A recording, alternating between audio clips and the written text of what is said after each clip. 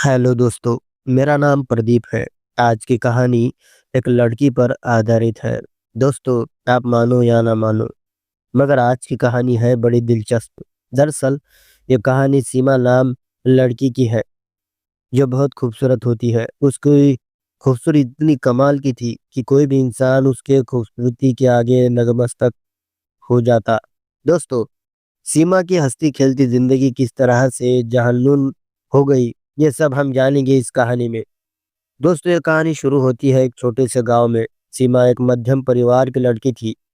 सीमा अपने माता पिता की इकलौती संतान थी।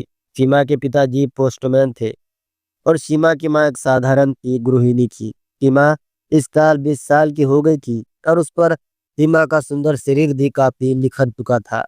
सीमा के पिताजी के रिश्तेदार सीमा के लिए बड़े बड़े घर के रिश्ते लाने लगे थे, पर सीमा के पिताजी ने शादी का फैसला सीमा के ऊपर छोड़ दिया था।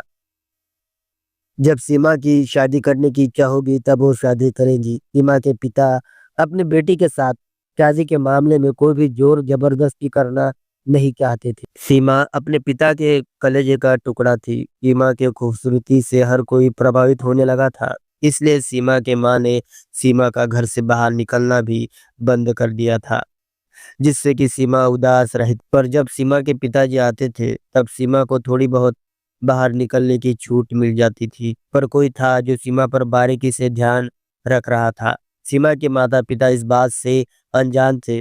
सीमा के हंसते खेलते परिवार पर बहुत जल्दी बड़ा ग्रहण लगने वाला था। सीमा की एक बहुत खास सहेली थी, उसका नाम था सलमा। सलमा मुस्लिम घराने की बहुत लाडली बेटी थी, जो सीमा की बहुत ही खास सहेली थी। सीमा सलमा दोनों साथ ही कॉलेज जाते थे और साथ ही कॉलेज से घर आते थे।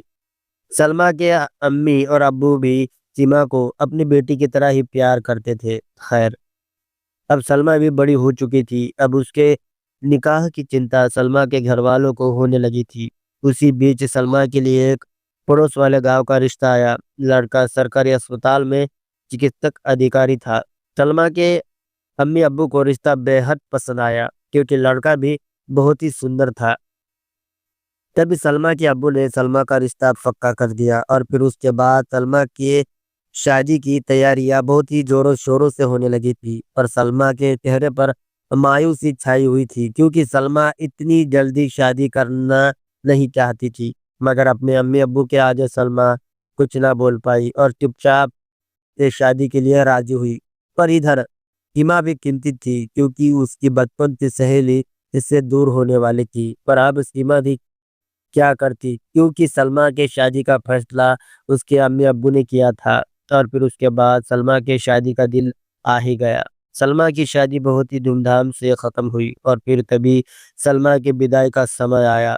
तब सलमा अपने सहेली के बाहों में बाहें डालकर बहुत रोने लगी थी। तभी सलमा ने रोते हुए सीमा के माँ से कहा, चाची, क्या आप सीमा को मेरे साथ भेजेंगी? क्योंकि सीमा मेरी बहुत अच्छी सहेली है, बस एक दिन के लिए उसे मेरे साथ भेज दीजिए।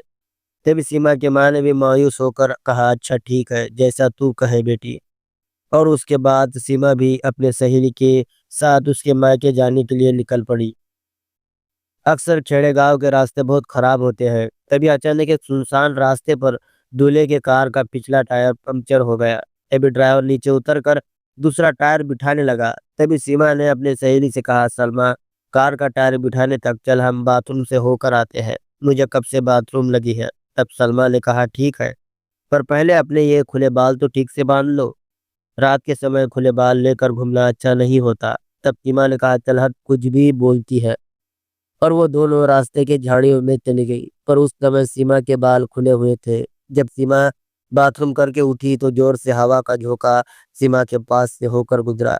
उस समय सीमा थोड़ी सी डर गई, पर सलमा सीमा के पास आई। तब सीमा ने चैन की सांस ली और फिर दोनों कार के पास आई। और फिर उसके बाद सलमा अपने ससुराल पहुंच गई। सीमा का तो सलमा के ससुराल में ज्यादा मन ही नहीं लगा, इसलिए सीमा जल्दी से अपने गांव चली आई। पर सलमा रोज सीमा को फोन करती थी। उसी बीच सीमा ने अपने सहेली से पूछा कि तेरा पति तेरा ख्याल तो रखता है ना? तब सलमा ने कहा, हाँ सीमा, मेरा पति मेरा अच्छे से ख्याल रखता है और रोज रात में मेरे साथ तू समझ गई ना सीमा, मुझे अब आगे बताने की कोई ज़रूरत नहीं है। तभी सीमा ने कहा, अरे ये क्या बात हुई? अच्छे से तू क्या कहने की कोशिश कर रही है? तब सलमा ने हँसते हुए कहा, चल हट, मैं नहीं बताऊँगी, मुझे बताना ठीक नहीं लग रहा है। ये मैं तुझे फिर कभी बताऊँगी। अब मैं फ़ोन रखती हूँ। इतना कहकर सलमा ने फ़ोन रख दिया। खैर जब से सीमा अपने गाँव में आई थी, तब से सीमा के साथ अजीबो-गरीब हरकतें होने लगी थी। कोई था जो सीमा के इर्द-गिर्द घूम रहा था, पर सीमा उसे देख नहीं पा रही थी। सीमा जब अकेली बैठी होती थी तो कोई उसे छोटा-सा पत्थर मार कर फेंकता था। तब सीमा अचानक से घबरा जाती थी। मगर अब सीमा के साथ अजीब-अजीब सी हरकतें होने लगी थी। सीमा जब रात में सो जाती थी, तो उसे ऐसा लगता था कि कोई उसे आवाज़ दे रहा है, और फिर जब सीमा गहरी नींद में सोई हुई होती थी, तब उसे ऐसा महसूस होता था कि कोई उसका नाम लेकर रो रहा है, पर सीमा मानो कुछ समझ ही नहीं पा रही थी। जब सीमा सुबह उठकर देखती थी तो उसे अपने बिस्तर पर एक खत मिलता था जिसमें लिखा रहता था, सीमा आई मिस यू। पर बात ये कि सीमा के कमरे की खिड़की खुली रहती थी। शायद कोई तो था जो सीमा के खिड़की से उसके कमरे में दाखिल हो रहा था। पर सीमा सोचती थी कि वो तो खिड़की बंद करके सोती है, फिर ये कैसे हो सकता है? सीमा ने सोचा इस बारे में माँ से बात करूं, पर नहीं, अभी नहीं, बाद में बताऊंगी। ऐसा सोचकर सीमा ने जाने दिया। पर सीमा को क्या पता था कि उसकी जिंदगी में जल्दी ही कोई आने वाला है। पर जब सीमा नहाने के लिए बाथरूम में गई तो हक्का बक्का रह गई, क्योंकि बाथरूम में भी एक चिट्ठी थी। उसमें एक ही वाक्य लिखा था, सीमा आई मिस यू। उस चिट्ठी को देखकर सीमा हैरान होकर रह गई, क्योंकि सीमा को कोई था जो बहुत चाहने लगा था। सीमा अब बहुत चिंतित हो चुकी थी, आखिर ये है कौन और आई मिस यू क्यों लिख रहा है? ये कैसे हो सकता है? कोई बिना मेरी इच्छा के ऐसा कैसे मुझे चिट्ठी दे सकता है? ये कैसे मुमकिन है? सीमा पूरी तरह से डर गई थी। सीमा की सांसें तेज हो गई थी। जैसे-तैसे सीमा नहाकर तैयार हुई और अपने कॉलेज जाने के लिए घर से निकल गई। आज सीमा का मन कॉलेज में भी नहीं लग पा रहा था। तभी सीमा दोपहर को कॉलेज से छुट्टी लेकर घर पर वापस आ गई और अपने कमरे में जाकर सो गई। सीमा समझ नहीं पा रही थी आखिर उसके साथ ये सब क्या हो रहा है और क्यों हो रहा है। सीमा बहुत ही परेशान हो चुकी थी। वो ना ही अपने माँ को बोल सकती थी, ना अपने पिता को, क्योंकि सीमा को पता था कि कोई भी उसके बात का यकीन ही नहीं करेगा। और फिर उस दूसरे और फिर उसके दूसरे सुबह सीमा जब उठी, तो उसने देखा कि उसकी नज़र नीचे गई। उसने देखा कि वही खत और वही मैसेज सीमा को मिला, जिससे सीमा बहुत चिंतित हो उठी। तभी सीमा की माँ सीमा का कमरा साफ करने के लिए आई, तो वो भी अपनी बेटी के हाथ में खत देखकर परेशान हो गई, क्योंकि सीमा के बिस्तर पर उसके कई सारे खत पड़े थे। सीमा की माँ को विश्वास नहीं हो रहा था कि सीमा ऐसा कुछ कर सक और उसके बिस्तर पर सीमा की माँ को एक बहुत ही महंगा तोहफा दिखा। सीमा की माँ समझ गई कि किसी ने सीमा को पत्र भेजा है, पर सीमा अपने माँ को रोते हुए बोली, माँ, मेरा यकीन करो, मैंने कुछ नहीं किया, मुझे नहीं पता ये सब कैसे हुआ और कौन कर रहा है। पर सीमा की माँ बिना कुछ बोले सीमा के कमरे से चली गई और सीमा जोर-जोर से रोने लगी। पर सीमा ने अब ठान लिया कि वो कौन है जो मुझे खत लिख रहा है, मुझे लेटर देकर भाग रहा है। इसलिए सीमा ने रात के समय अपने फ़ोन का कैमरा ऑन रखकर सो गई। सीमा जब नींद में थी तब उसे समझ में आया कि कोई तो है जो मुझे प्यार करता है। तब सीमा चुपचाप से लेटी रही और फिर वो शख्स अपना लेटर देखकर चला गया। जब सीमा को होश आया, तब सीमा ने अपने फ़ोन का कैमरा चेक किया। सीमा अपने फ़ोन का कैमरा देखकर चौंकी, क्योंकि सीमा को खत भेजने वाला कोई और नहीं बल्कि उसका पड़ोसी राजू था, जो सीमा के पड़ोस में रहता था। सीमा ने जब उसे अपने कम कैमरे में देखा तो सीमा को बहुत गुस्सा आया, मगर सीमा ने सोचा कि अब तमाशा खड़ा करने से क्या फ़ायदा, मुझे उससे अकेले में मिलकर बात करनी होगी, तब जाकर कुछ नतीजा सामने आ सकता है। और फिर उसके बाद सीमा ने उसे अपने कॉलेज के कैंटीन में बुलवाया। राजू भी आने के लिए तैयार हुआ और ठीक 4 बजे सीमा कैंटीन में आकर राजू का इंतज़ार करने लगी। तभी राजू भी खुशी से चहकते हुए सीमा को मिलने के लिए आया। सीमा ने राजू को देखकर कहा, बैठो राजू। तब राजू ने कहा, शुक्रिया सीमा। तब सीमा ने अपने दांत भींचते हुए कहा, राजू, तुम्हें पता है मैंने तुम्हें यहाँ किस लिए बुलाया है? तब राजू ने अनजान बनने का नाटक करते हुए कहा, मुझे क्या मालूम तुमने मुझे क्यों बुलाया है। तब सीमा ने कहा, देखो राजू, ज्यादा नाटक मत करो, तुम्हें सब पता है, फिर भी मेरे मुंह से सुनना चाहते हो।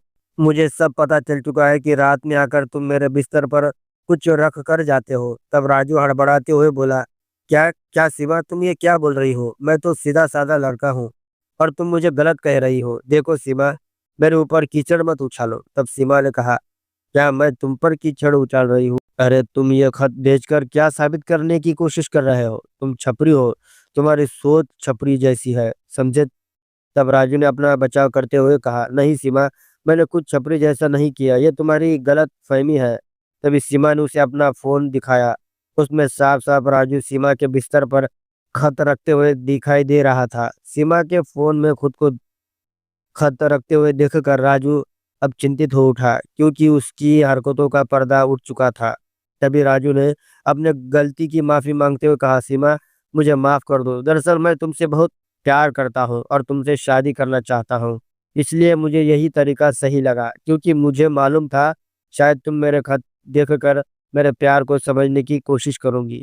मैं छपरी नहीं हूँ सीमा, मैंने सिर्फ अपना प्यार जताने के लिए ही यह सब किया। मेरा तुम्हें नुकसान पहुंचाने का कोई मकसद नहीं था। तब सीमा ने कहा, तुम्हारा मकसद जो कोई भी हो, पर तुम्हारी हिम्मत की तारीफ की जाए उतनी कम है, क्योंकि इतनी रात के मेरे घर पर आते थे, वो भी मुझे देखने के लिए। तुम्हें पता नहीं कि हमारे घर के पास कितने जंगली खतरनाक जानवर घूमते हैं, फिर भी तुमने मेरे लिए इतना बड़ा जोखिम उठाया, सिर्फ मुझे खत देने के लिए। इससे पता चलता है कि तुम मुझसे कितना प्यार करते हो। तब सीमा जरा मुस्कुराते हुए बोली, सच में तुम्हारा खत लिखना मुझे बहुत अच्छा लगता है, पर यह सब करना सही नहीं है राजू।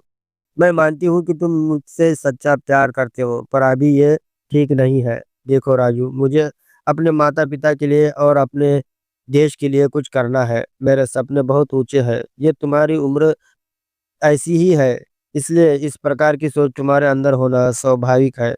मेरी बात कान खोलकर सुन लो राजू, जैसा तुम सोच रहे हो वैसा कभी नहीं हो सकता, समझे। ये प्यार व्यार सब बकवास चीजें हैं, समझे। मुझे पता है ये फिल्में देखकर ही तुम छपरी चालें कर रहे हो। देखो, ये मैं तुम्हारी हरकतें पुलिस स्टेशन में भी जाकर बता सकती थी, जिससे कि पुलिस वाले तुम्हारा ये प्यार का भूत 2 मिनट में उतार देते। पर मैं पुलिस में शिकायत दर्ज करके तुम्हारा करियर नहीं खराब करना चाहती थी। देखो राजू, तुम्हें समझाना मेरा काम था, अब आगे तुम्हारी मर्जी। तब राजू रोते हुए कहने लगा, सीमा, ऐसा मत करो, मैं जी नहीं पाऊंगा तुम्हारे बिना। ऐसा जुल्म मत करो मेरे साथ। राजू के ऐसा कहते ही सीमा को बहुत गुस्सा आया। फिर सीमा ने अपने पैर की सैंडल निकालकर राजू को किसी कुत्ते की तरह पीटा कि राजू का पूरा थोबड़ा ही खुजा दिया। सब कॉलेज के लड़के सीमा को राजू को पीटते हुए देख रहे थे। तब सीमा राजू को पीटते हुए कहने लगी, कितनी देर से समझा रही हूँ कुत्ते को, पर मेरी बात को समझ ही नहीं रहा है, पागल आदमी। बोला ना तेरे को कि मेरा ख्याल अपने दिमाग से निकाल दे। तभी कॉलेज के दो चार लड़के आकर सीमा को बोलने लगे, क्या हुआ बहन, क्यों मार रही हो इसे? तब सीमा ने कहा, देखो ना, इसके ऊपर ये दीवानगी का भूत सवार हुआ है, इसलिए पीट रही हूँ इस दीवाने को। तब उन कॉलेज के लड़कों ने कहा, ऐसा क्या बहन, तुम अब साइड में हो जाओ, जरा हमें भी अपना हाथ इस दीवाने के ऊपर साफ करने दो। तभी दो तीन लड़के राजू पर टूट पड़े और जोर जोर से राजू की अच्छी तरह से धुलाई शुरू हुई। तब राजू सीमा को हाथ जोड़ते हुए कहने लगा, सीमा, मुझे माफ करो, आज के बाद मैं कभी भी तुम्हें खत नहीं भेजूंगा। बस बस, अब मत मारो मुझे। तभी सीमा ने उन लड़कों को कहा, बस भैया छोड़ो, जाने दो इसे, अब इस आशिक को अच्छा सबक मिल गया है। तब सीमा ने राजू को समझाते हुए कहा, राजू, मेरी एक बात अपने भेजे में उतार लो, अपने माँ बाप का नाम इस तरह से छपरी चाले करके मत डुबाने की सोचो, समझे। और हाँ, दोबारा अपनी ये सड़ी हुई शक्ल लेकर मेरे सामने मत आना, समझा। बड़ाया प्यार जताने वाला, चल निकल यहाँ से। तब राजू उठकर सीमा को हाथ जोड़ते हुए कहने लगा, मुझे माफ करना बहना। तब सीमा ने कहा, अच्छा ठीक है, अब निकल यहाँ से छपरी। और उसके बाद राजू वहां से दुम दबा कर भाग गया। तभी सब कॉलेज के लड़के और लड़कियां सीमा की तारीफ करते हुए कहने लगी, अच्छा किया बहन तुमने, अच्छा मजा चखाया उस दीवाने को। अब सपने में भी किसी लड़की की तरफ आंख उठाने की हिम्मत नहीं करेगा। तब सीमा ने कहा, इस तरह के छपरी लड़कों को इस तरह से ही समझाना चाहिए। इन्हें लगता है कि किसी भी लड़की के सामने इमोशनल होकर बात करेंगे तो हमारे प्यार को एक्सेप्ट कर लेंगी, पर ऐसा नहीं है। पहले अपने करियर के बारे में सोचो। हमारे माँ बाप हमें कितने मेहनत से पढ़ा लिखा रहे हैं, उनके सपने के बारे में सोचो। ये क्या है छपरी जैसा प्यार वार, यह है क्या? मैं तो यही चाहती हूँ कि हर लड़की अपनी हिम्मत से काम ले और अपनी रक्षा खुद करे और ऐसे छपरी लड़कों को अच्छा सबक सिखाए। तभी सब कॉलेज के लड़के और लड़कियों ने सीमा के लिए जोर जोर से तालियां बजाई और फिर सीमा अपने आत्मविश्वास के साथ अपने घर की ओर निकल पड़ी। तो दोस्तों ये थी आज की हमारी छोटी सी कहानी। उम्मीद है आपको पसंद आई होगी। तो प्लीज़ इस वीडियो को लाइक और चैनल को सब्सक्राइब करना ना भूलें। और हाँ, कमेंट में ज़रूर बताएं कि सीमा ने सही किया या गलत। दोस्तों ये कहानी पूरी तरह से काल्पनिक है। ये कहानी सिर्फ आपके मनोरंजन के लिए बनाई गई है। धन्यवाद।